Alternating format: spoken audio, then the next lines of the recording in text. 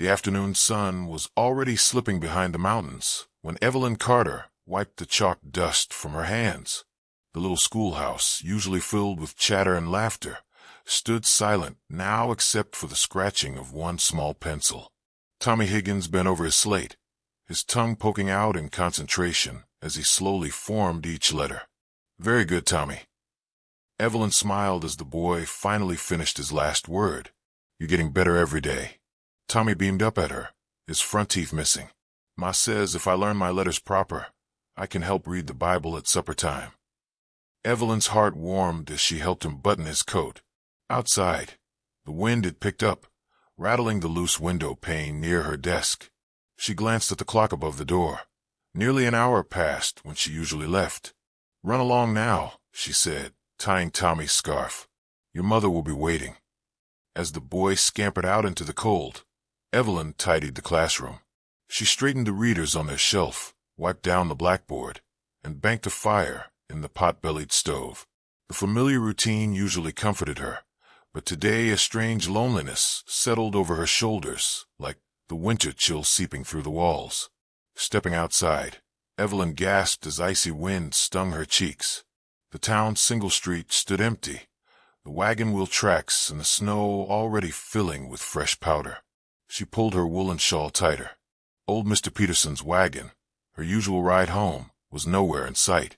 A gust of wind nearly tore the shawl from her shoulders. Evelyn knew she couldn't walk all the way to her boarding house in this weather. Then she remembered the train station would be warm. Mrs. Porter always kept the stove going. She could rest there until the worst of the storm passed. The walk to the station felt longer than usual. Snowflakes danced in the lantern light as evening fell. By the time Evelyn reached the small wooden building, her toes had gone numb in her boots, and her nose burned with cold. The moment she opened the door, warmth wrapped around her like a blanket. The familiar smells of wood smoke and Mrs. Porter's lavender sachets greeted her. But something was different tonight. A stranger sat by the stove, his long legs stretched toward the heat. He looked up when she entered, and Evelyn saw his eyes were the color of the sky just before a summer rain. Kind eyes, but with shadows hiding in them. Mrs. Porter bustled over with the steaming cup. "Land's sakes, child, you're frozen through. Come sit by the fire." Evelyn gratefully took the cup, letting the heat seep into her stiff fingers. Outside, the wind howled around the eaves. The stranger moved his boots to make room for her near the stove. "Looks like we might be here a while," he said, his voice deep and quiet like distant thunder. "They just got word the train stuck in the pass." Evelyn glanced at the frost-covered window. The storm was getting worse. She planned to warm up and walk home. But now, Mrs. Porter patted her shoulder. "Don't you fret, dearie. The good Lord put a roof over our heads and a fire to keep us warm. Sometimes his plans are different than ours, but they're always better." As Evelyn sipped her tea, she didn't know then how right Mrs. Porter was. She didn't know this snowy night would change everything. She only knew that for the first time since coming to this lonely frontier town, she didn't feel quite so alone. And outside, the snow kept falling, covering the tracks of the wagon she'd missed, hiding the path she'd meant to take home, as if God himself was saying, "Wait here, child. I have something better for you." The cup of tea warmed Evelyn's hands as she sat by the crackling stove. She studied the stranger from the corner of her eye without meaning to. He had the look of a man who worked outdoors, sun-browned skin, calloused hands, and the quiet patience of someone used to waiting on things beyond his control. "Name's James Whitlock," he said suddenly, making Evelyn jump a little. "Most folks call me Jamie." "Evelyn Carter," she replied, tucking a loose strand of hair behind her ear. "I teach at the schoolhouse." Jamie nodded. "Thought you might be the teacher. My ranch hand's boy talks about you all the time. Says you make learning his letters fun." A warmth that had nothing to do with the stove spread through Evelyn's chest. Teaching was the one thing that made her feel useful since coming west after her parents' passing. Mrs. Porter rocked in her chair nearby, her knitting needles clicking softly. "Mr. Whitlock here was heading to Millersburg on the evening train," she explained. Got some business about a boundary dispute with his neighbor's cattle. Jamie rubbed his jaw. Been putting it off too long already, but seems the weather had other plans. Outside, the wind moaned around the corners of the station, shaking the lanterns hanging from the ceiling. The golden light flickered across Jamie's face, making the lines around his eyes look deeper. Evelyn wondered what stories those lines might tell if a person had time to hear them. Mrs. Porter stood with a little groan. "I'll put on some stew for supper. You two make yourselves comfortable." As she moved toward the back room, she gave Evelyn a look that said plain as day, "This one's a good man." Jamie poked at the fire with an iron rod, sending up a shower of sparks. "You're not from around here, are you?" Evelyn shook her head. "Came from Pennsylvania last spring. The church needed a teacher out here." She hesitated before adding, "After my parents died, I needed somewhere new." Something in Jamie's expression softened. "I understand needing a fresh start." He didn't offer more, and Evelyn didn't ask. Some pains were too private to share with strangers, no matter how kind their eyes might be. The stew pot began bubbling, filling the station with the rich smells of beef and herbs. Mrs. Porter hummed as she stirred, occasionally glancing at her unexpected guests with satisfaction. The storm raged on outside, but inside, something peaceful settled over the three of them, as if they'd been meant to share this evening all along. The telegraph machine in the corner suddenly clattered to life, making them all jump. Mrs. Porter hurried over, her spectacles slipping down her nose as she read the message. "Oh dear," she murmured. "The train stuck in the pass. They don't expect it through until morning at the earliest." Jamie let out a long breath and ran a hand through his hair. Evelyn could see the worry creasing his forehead. "That boundary issue," she ventured. "Needs settling before spring grazing season," Jamie finished. He stared out at the swirling snow. "I guess one more day won't change much." Mrs. Porter bustled about, pulling blankets from a chest. "You'll both stay here tonight. No sense trying to go anywhere in this weather." She fixed Evelyn with a look. "And don't you even think about walking home, child. I've got a nice cot in the back room for you." Evelyn wanted to protest, but the thought of venturing back out into the storm made her shiver. "Thank you, Mrs. Porter. That's very kind." Jamie stood abruptly. "Let me bring in more wood before it gets any worse." He pulled on his heavy coat and stepped out into the whirling snow. Mrs. Porter watched him go, then turned to Evelyn with a knowing smile. "Fine man, that one. Lost his wife 3 years back to the fever. Hasn't been the same since." Evelyn's heart ached at this revelation. She watched through the frosted window as Jamie struggled through the drifts toward the woodpile, his broad shoulders hunched against the wind. When he returned, arms loaded with firewood, his eyelashes were frosted white and his cheeks burned red from the cold. Evelyn hurried to help him, their fingers brushing as she took some logs. "Thank you," he said, his voice rough from the cold. Their eyes met for a moment too long before Evelyn looked away, suddenly flustered. Mrs. Porter served the stew in chip bowls, and they ate in comfortable silence, listening to the wind howl around the little station. The lantern light flickered, casting dancing shadows on the walls. Jamie told stories about ranch life, about stubborn calves and clever horses, about the way the prairie looked in spring when the wildflowers bloomed. Evelyn found herself laughing at his tales, the sound surprising her own ears. She hadn't laughed much since coming west. As the night deepened and the storm continued its relentless assault outside, Evelyn realized something strange. She was content.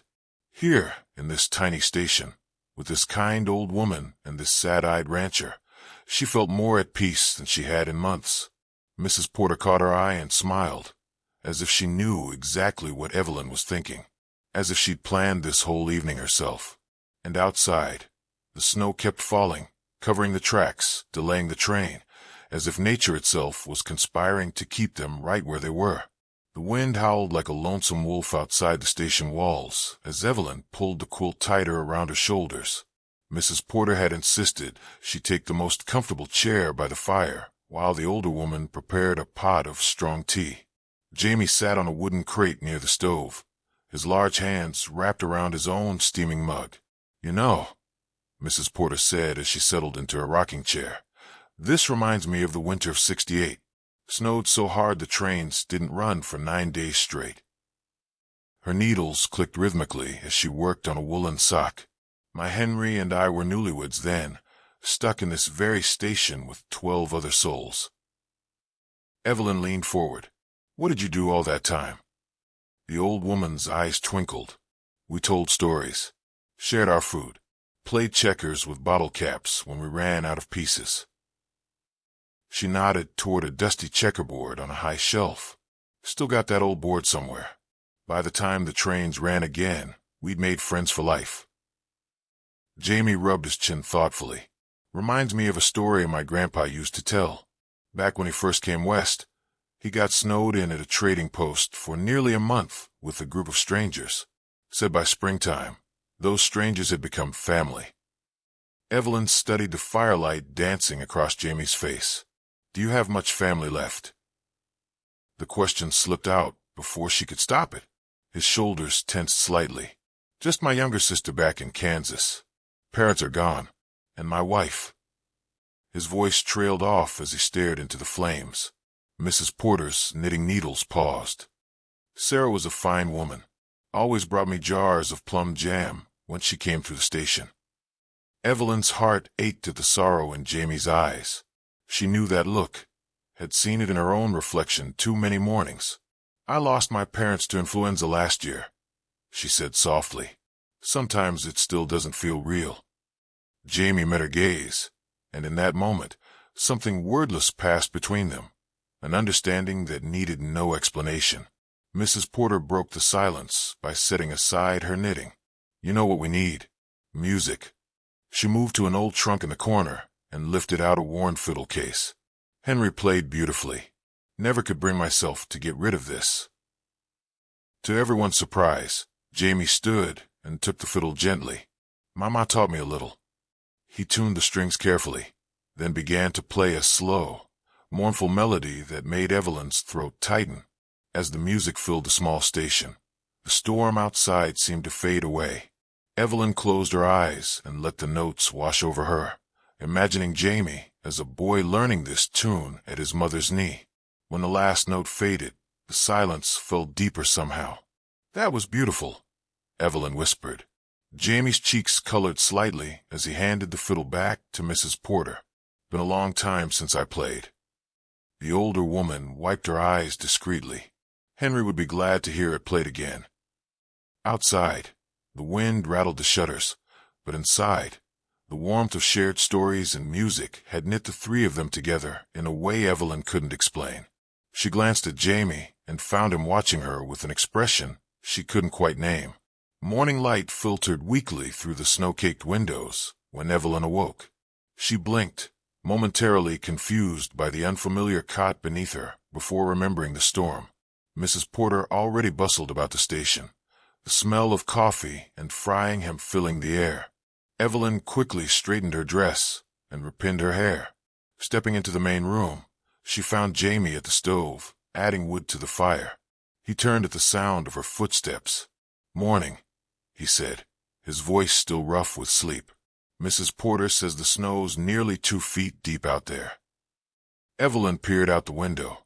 The world had transformed overnight into a sea of white, with only the tops of fence posts visible above the drifts.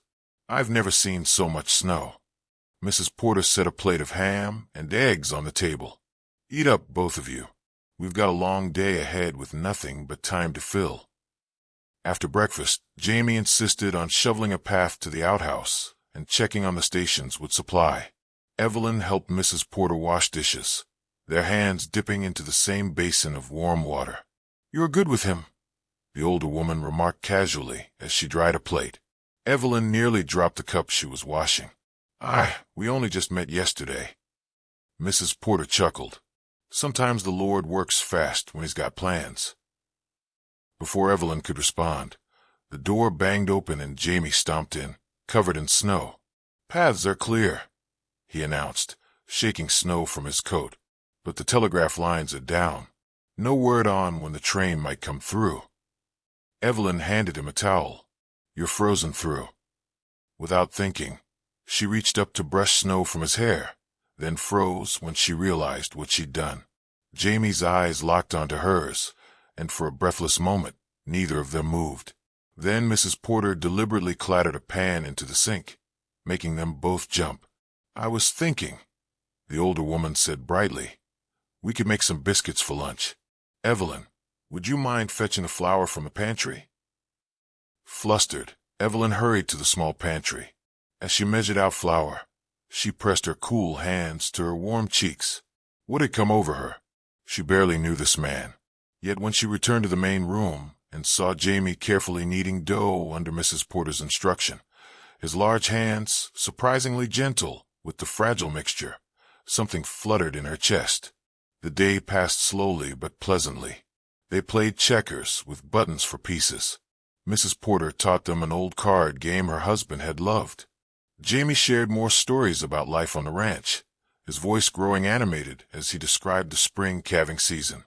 As evening fell and they prepared another simple meal together, Evelyn realized with surprise that she hadn't thought about her loneliness once all day.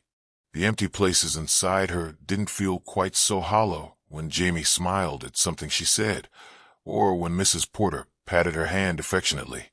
When they finally retired for the night, Evelyn lay awake listening to Jamie's quiet breathing from the other side of the curtain Mrs. Porter had hung for propriety's sake. Outside, the wind had finally stilled, leaving an eerie quiet broken only by the occasional creak of the settling building. She thought about how natural it had felt to move around the small station with Jamie today, how they'd worked together without needing to speak, how he'd anticipated when she needed the flour sack lifted down from the high shelf. Rolling onto her side, Evelyn stared at the moonlit window. Somewhere out there, the train tracks lay buried under snow, keeping Jamie here just a little longer. And for the first time since coming to this rugged territory, Evelyn found herself hoping the snow wouldn't melt too quickly. The morning sun sparkled on freshly fallen snow when Evelyn awoke to the sound of cheerful whistling. She rubbed her eyes and sat up, peering out the small window to see Jamie already outside, shoveling a path through the deep drifts with strong, steady strokes. His breath made little clouds in the crisp air, and the sight of him working so diligently sent an unexpected warmth through her. Mrs. Porter was bustling about the stove when Evelyn emerged from her makeshift bedroom. "Good morning, sleepyhead," the older woman teased, flipping a pancake with practiced ease. "Our Mr. Whitlock has been up since dawn clearing paths. Says he means to walk you home today." Evelyn's hand stilled as she poured herself coffee. "That's very kind of him, but it's not necessary. I'm sure the roads will be clear enough soon." Mrs. Porter fixed her with a knowing look. "Child, there's 2 feet of snow out there. Even if you could manage the walk alone, why would you want to?" She slid a stack of golden pancakes onto a plate. "Besides, I think our rancher could use the company." Evelyn looked out the window again. Jamie had removed his coat, despite the cold, his shirt sleeves rolled up to reveal strong forearms as he worked. There was something comforting about the way he tackled the task. No complaint, just quiet determination. By the time breakfast was finished, Jamie had cleared not only the station paths, but the wooden bench outside as well. He came stomping in, cheeks red from exertion, snow clinging to his boots. "Morning," he said, nodding to Evelyn. His eyes lingered on her for a moment before he turned to accept the coffee Mrs. Porter offered. "Roads are still bad, but I think we can manage if we take it slow." Evelyn opened her mouth to protest again, but Mrs. Porter cut in. "That's settled then. I've packed you some food for the journey, and Jamie can carry your books so your hands stay free." The matter apparently decided, Evelyn found herself bundled into her warmest clothes, her teaching materials securely wrapped in oilcloth and tucked under Jamie's arm. As they prepared to leave, Mrs. Porter pressed a small parcel into Evelyn's hands. "Some of my ginger cookies," she whispered, "for when you need a little sweetness." Then louder, "You come visit me soon, you hear? Both of you." The first steps into the snow took Evelyn's breath away. The world had transformed into a glittering white wonderland, so bright it hurt her eyes. Jamie offered his arm without a word, and after a moment's hesitation, she took it. They walked in comfortable silence at first, their boots crunching rhythmically through the crust of snow. The town looked different under its white blanket, softer somehow, the rough edges smoothed away. "Careful here," Jamie said as they reached a slippery patch. His hand tightened around hers, steadying her. "Wouldn't want you to fall." Evelyn smiled up at him. "I'm tougher than I look, Mr. Whitlock." "I don't doubt that, Miss Carter," he replied, but he didn't let go of her hand. As they walked, Jamie pointed out animal tracks in the snow. "Rabbit here, a fox there." He told her about how the cattle behaved in winter, how the ranch hands would play pranks on each other during long snowbound nights. His stories painted vivid pictures in Evelyn's mind, and she found herself laughing more than she had in months. When they reached the frozen creek, Jamie tested the ice carefully before helping her across. His hands were warm and sure as they guided her over the slippery surface. "My sister and I used to skate on ponds like this," he said, a nostalgic smile playing at his lips. "She was always better at it than me." Evelyn imagined a younger Jamie, all elbows and knees, tumbling onto the ice while his little sister laughed. The thought made her unexpectedly sad for the childhood he'd lost, for the wife he'd buried. Without thinking, she squeezed his hand. They stopped to rest on a fallen log dusted with snow. Jamie produced the food Mrs. Porter had packed, thick slices of bread with ham, cheese, and mustard. Evelyn unwrapped the cookies and offered him one. "Mrs. Porter's famous ginger snaps," Jamie said, taking a bite. "She used to give these to Sarah when—" He trailed off, staring at the cookie in his hand. Evelyn waited quietly, letting him find his words. "She was sick for so long," he said finally. But those cookies always made her smile. The raw pain in his voice made Evelyn's throat tighten. "Grief is like this snow, I think," she said softly, gazing at the white landscape. "At first it covers everything, makes the whole world strange and cold, but in time—" She gestured to where a few brave blades of grass poked through the drifts. "In time, life finds a way back." Jamie studied her for a long moment, his eyes searching her face. Then he nodded slowly. "You're right about that, Miss Carter." The rest of the walk passed in companionable quiet. When they finally reached Evelyn's boarding house, the afternoon sun was already dipping toward the horizon. Jamie handed her the parcel of books. "I'll come by tomorrow to check on you," he said. Then, almost shyly, "If that's all right." Evelyn found herself smiling. "I'd like that very much." As she watched him walk away through the snow, his broad shoulders outlined against the golden light, Evelyn realized something surprising. She was already looking forward to tomorrow. The next morning, Evelyn was up before dawn, pressing her best dress and pinning her hair with unusual care. She told herself it wasn't because Jamie might visit, but the flutter in her stomach betrayed the lie. She nearly dropped her teacup when a knock came at the door. But it was only Tommy Higgins, red-cheeked from the cold, holding a basket of eggs. "Ma sent these," the boy said proudly. "Says thank you for helping me with my letters." Evelyn invited him in, smiling as he stomped snow from his boots, just like his father probably did. "How are your studies coming along?" Tommy's face lit up. "I can write my whole name now, and I've been practicing like you showed me." He dug in his pocket and produced a crumpled paper covered in shaky letters. Evelyn examined it with genuine pride. "This is wonderful, Tommy. You've improved so much." The boy beamed. "Mr. Whitlock says learning's important. He's been helping me with numbers when he comes by the ranch." Evelyn's hands stilled on the paper. "Mr. Whitlock visits your ranch." "Uh-huh. He's friends with Pa, been coming round lots since the snow." Tommy leaned in conspiratorially. "He ain't so scary once you get to know him. Makes real good whistles from willow branches." The image of big, quiet Jamie Whitlock patiently teaching a child to make whistles warmed Evelyn more than the stove ever could. After Tommy left, Evelyn found herself restless. She tidied her small room twice, rearranged her bookshelf, and finally gave up and headed to the schoolhouse early. The building was freezing when she arrived. As she struggled to light the stove, the door creaked open behind her. "Need some help with that?" Evelyn turned to see Jamie standing in the doorway, his arms loaded with firewood.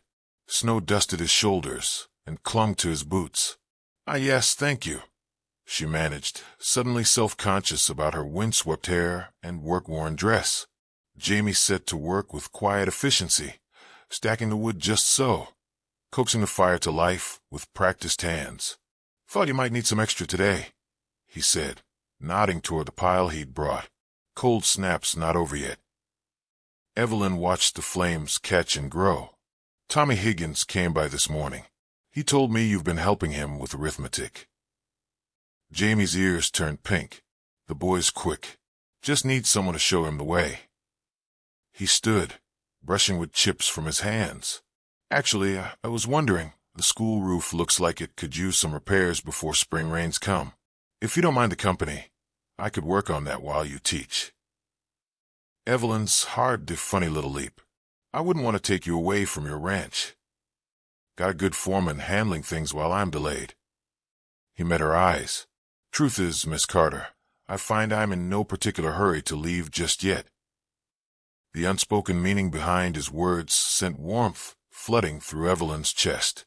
"Then I'd be grateful for the help, Mr. Whitlock." Over the next days, Jamie became a fixture at the schoolhouse. He patched the roof, fixed loose floorboards, and even built new shelves for the growing library of books Evelyn had been collecting. The children adored him, especially when he'd pause in his work to listen to their reading or help with a particularly tricky sum. One afternoon, Evelyn looked up from teaching to see Jamie at the back of the room, quietly whittling a piece of wood while little Mary Jacobs struggled through her reading lesson. When the girl stumbled over a difficult word, Evelyn noticed Jamie's lips moving silently, forming the correct pronunciation as if willing her to get it right. That evening, as they walked back toward town together, Evelyn asked, "Why did you really stay, Jamie?" He was quiet for so long she thought he might not answer. Then he stopped walking and turned to face her. "At first, I told myself it was the storm. Then the roof needed fixing. Then the children." He shook his head. "But the truth is, Evelyn, I stayed because when I'm with you, the world doesn't feel so heavy anymore." The raw honesty in his voice took her breath away. Snow began to fall again, catching in Jamie's dark hair and eyelashes. Without thinking, Evelyn reached up to brush a flake from his cheek. His hand came up to cover hers, holding it there against his warm skin. For a heartbeat, they stood like that, the snow swirling around them in the gathering dusk. Then the schoolhouse bell rang in the distance, calling Evelyn back to reality. She stepped away, but the warmth of his touch lingered on her fingers. As they resumed walking, their shoulders brushing lightly with each step, Evelyn realized something remarkable. For the first time since her parents died, her future didn't feel like something to simply endure. It felt like something that might, against all odds, hold joy. And walking beside her, his boots leaving deep prints in the fresh snow, was the reason why. The mercantile bell jingled cheerfully as Evelyn stepped inside, brushing snow from her sleeves. Saturday mornings in town were always busy, with farmers' wives trading eggs for flour and ranch hands picking up supplies. Today, however, Evelyn's errands could wait. Mrs. Porter had insisted she take the day for herself. She was examining a bolt of soft blue calico when the door opened again, letting in a gust of cold air and a familiar broad-shouldered silhouette. Jamie's face lit up when he spotted her. "Miss Carter," he said, tipping his hat. Up close, she could see snowflakes melting in his dark beard. "Fancy meeting you here." Evelyn smoothed the fabric between her fingers. "I thought I might make a new dress for spring, something brighter than my usual." Her voice trailed off as she realized how frivolous that must sound. But Jamie only nodded seriously. "Blue would suit you. Matches your eyes." The simple compliment, delivered so matter-of-factly, made her cheeks warm. Mr. Henderson, the shopkeeper, bustled over. "That's fine quality cloth, Miss Carter. Just got it in from Chicago last week." He glanced between them. "You two heading to the social this afternoon?" Evelyn blinked. "What social?" "Why, the winter gathering at the church hall. Music, food, even some games if the weather holds. Henderson winked. Rumor has it Mrs. Porter's bringing her famous apple pies. Jamie's eyes met Evelyn's. Would you, that is, if you don't have other plans? I'd love to, she said quickly, then bit her lip at how eager she sounded. They finished their shopping together, Jamie carrying her parcels, without being asked. Outside, the sun had broken through the clouds, turning the snowy street into a glittering wonderland. Looks like we've got a few hours before the social, Jamie observed. If you're not expected elsewhere, I was going to walk out to Miller's Pond. They say the ice is thick enough for skating. Evelyn hesitated. Going skating together seemed so intimate, but the hopeful look in Jamie's eyes melted her reservations. I haven't skated since I was a girl, she admitted. Jamie grinned, a rare, boyish expression that transformed his whole face. Then it's high time you remembered how. An hour later, bundled in every warm layer she owned, Evelyn stood shivering at the pond's edge while Jamie tested the ice. He produced 2 pairs of old-fashioned strap-on skates from his saddlebags. These were Sarah's, he said softly, running a thumb over the worn leather. She'd be glad someone's using them.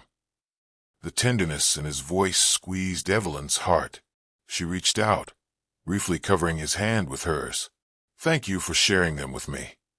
Their first attempts were comical, Evelyn clinging to Jamie's arm as her ankles wobbled, Jamie moving with the careful grace of a man more used to riding horses than gliding on ice.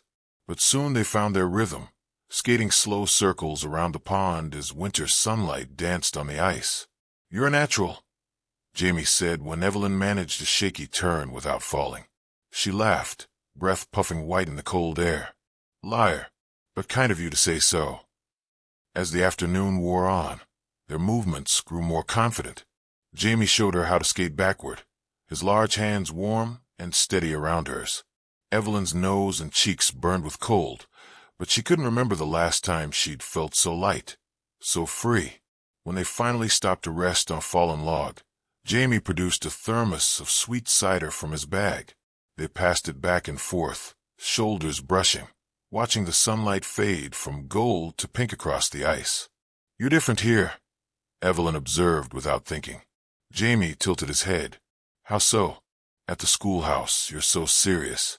But today, she gestured to his relaxed posture, the smile lines around his eyes. Today you seem younger somehow. He considered this. Being with you makes me remember how to be happy, I think. The simple honesty of his words hung between them in the crisp air.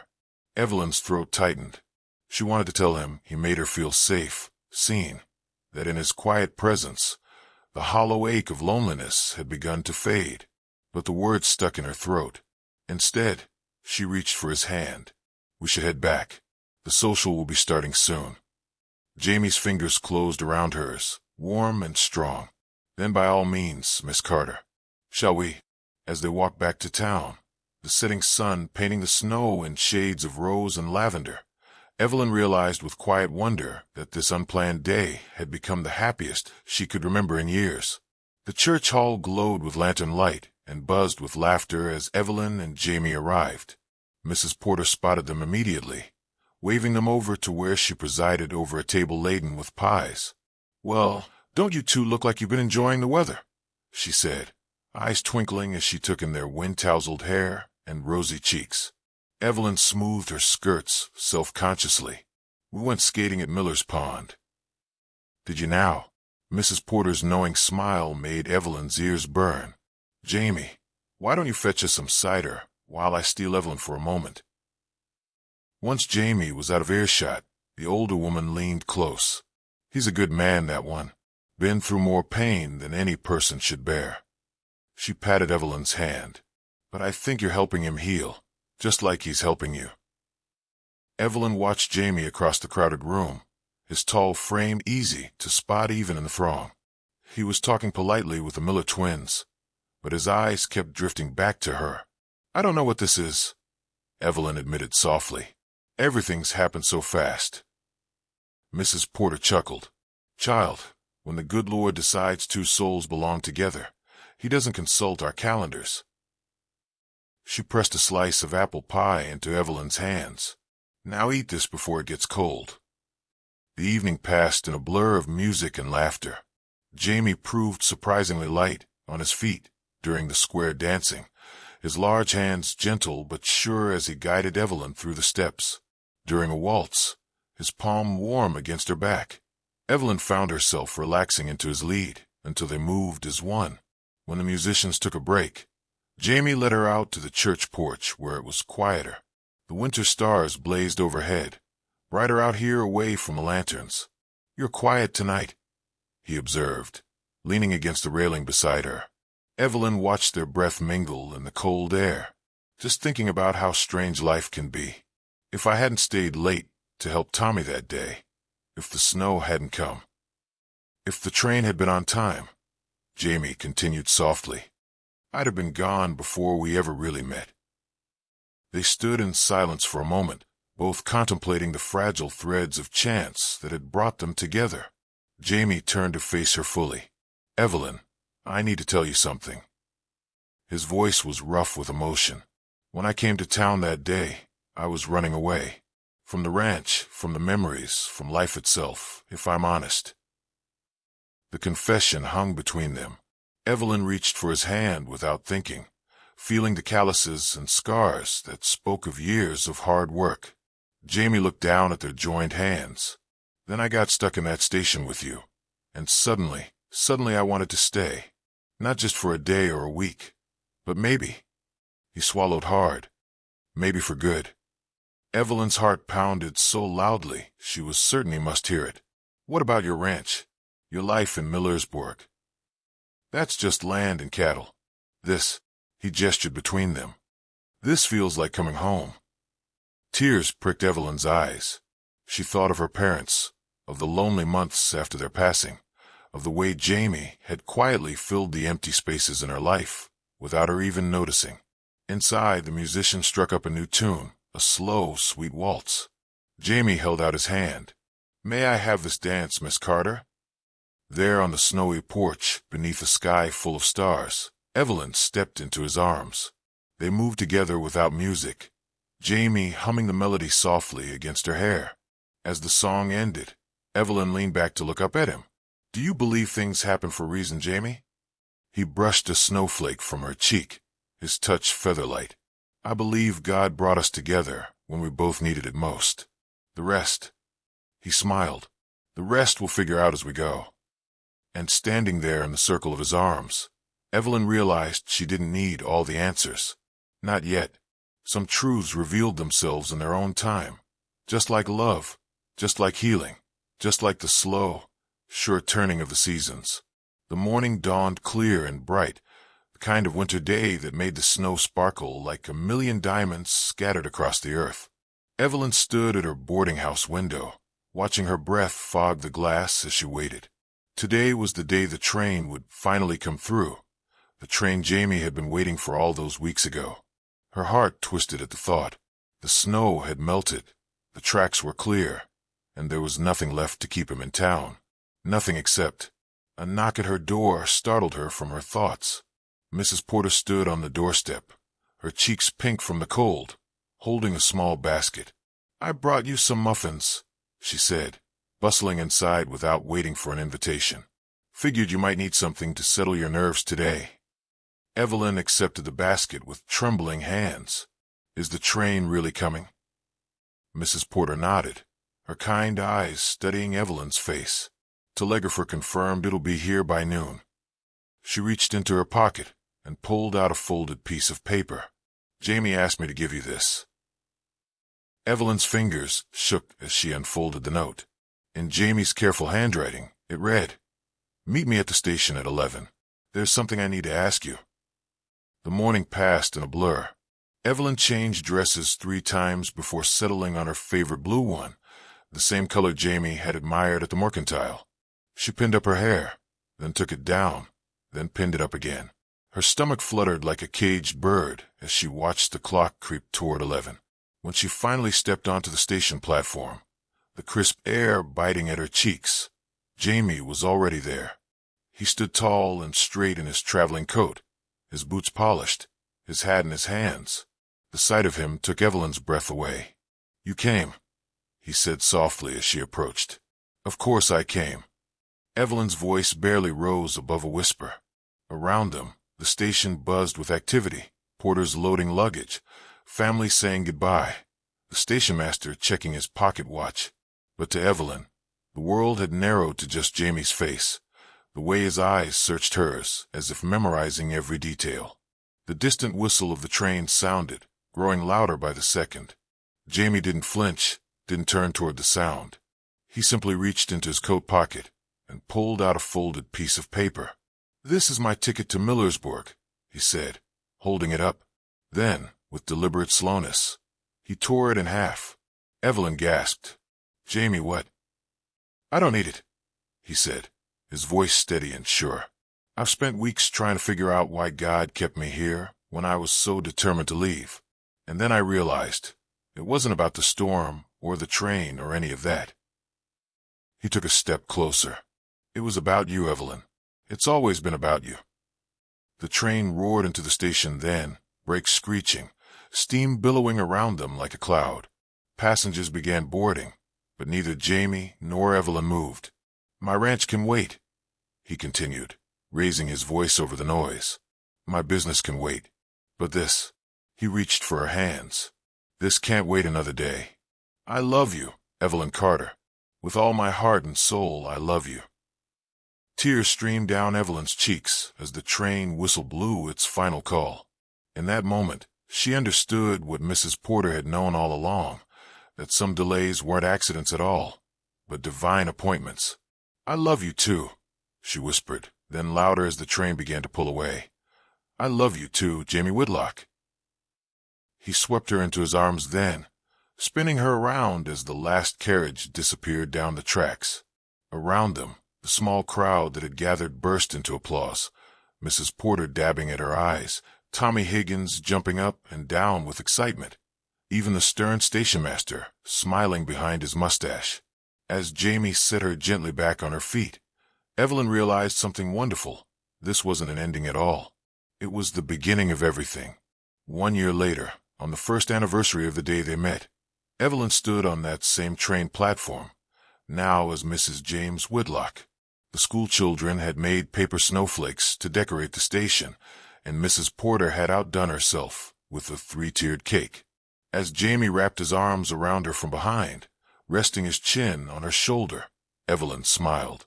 Who would have thought a missed wagon and a snowstorm could lead to all this? Jamie kissed her cheek. I think someone knew exactly what he was doing. And as the winter sun shone down on them, warm despite the season, Evelyn knew he was right. Some blessings came when you least expected them, but right when you needed them most. If this story warmed your heart like a cozy fire on a winter's night, don't forget to hit the like button and subscribe for more touching tales of faith, love, and divine timing. Let us know in the comments, do you believe some meetings are meant to be? Until next time, may your own life be filled with unexpected blessings.